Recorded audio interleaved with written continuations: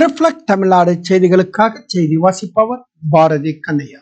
ஈரோடு மாவட்ட ஆட்சியர் தலைவர் திரு கந்தசாமி அவர்கள் தலைமையில் மாவட்ட நிர்வாகம் மற்றும் சுற்றுலாத்துறையுடன் இணைந்து நடத்திய சமத்துவ பொங்கல் விழா 2026 நடைபெற்றது. ஈரோடு மாவட்ட ஆட்சியர் அலுவலக வளாகத்தில் மாவட்ட ஆட்சித்தலைவர் திரு கந்தசாமி அவர்கள் தலைமையில் இன்று 13/1/2026 மாவட்ட நிர்வாகம் மற்றும் சுற்றுலாத்துறையுடன் இணைந்து நடத்திய சமத்துவ பொங்கல் விழா வெகு விமர்சையாக நடைபெற்றது.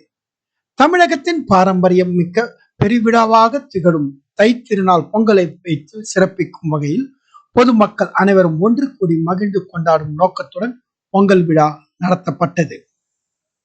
பொங்கல் பண்டிகை உண்மையான பண்பாட்டு சிறப்புகளை இளைய தலைமுறைக்கு அறிமுகப்படுத்துவது, பொங்கல் மகிழ்ச்சியுடன் உற்சாகத்துடனும் கொண்டாடும் வகையில் மாவட்ட ஆட்சியர் அலுவலக அரசு அலுவலர்கள் மற்றும் பணியாளர்கள் பொங்கல் விழாவினை வெகு விமர்சையாக கொண்டாடினார்கள்.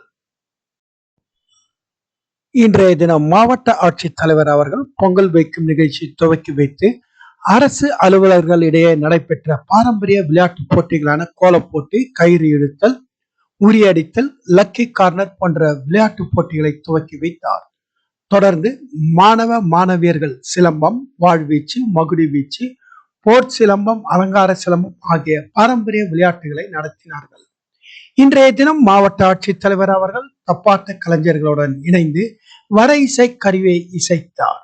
மேலும் மயிலாட்டம், காளையாட்டம், மங்கள இசை போன்ற பல்வேறு கலை நிகழ்ச்சிகளை கண்டுகளித்தனர். போட்டிகளில் வெற்றி பெற்ற அரசு அலுவலர்களுக்கு பரிசுகளை வழங்கி பாராட்டுகளை தெரிவித்தார். இவ்விழாவில் மாவட்ட வருவாய் அலுவலர் திரு சு சாந்தகுமார், மாவட்ட வருவாய் அலுவலர் நிலம் திருமதி மஞ்சுளா, மாவட்ட ஆட்சியர் நேர்முக உதவியாளர் பொது திரு ராம்குமார், திரு லோகநாதன், வேளாண்மை உதவி சுற்றுலா அலுவலர் திரு பழனிசாமி உட்பட துறை சார்ந்த அலுவலர்கள் மற்றும் பணியாளர்கள் கலந்து கொண்டனர். ஈரோடு மாவட்டத்தில் இருந்து எமது சிறப்பு செய்தியாளர் கார்த்திக்.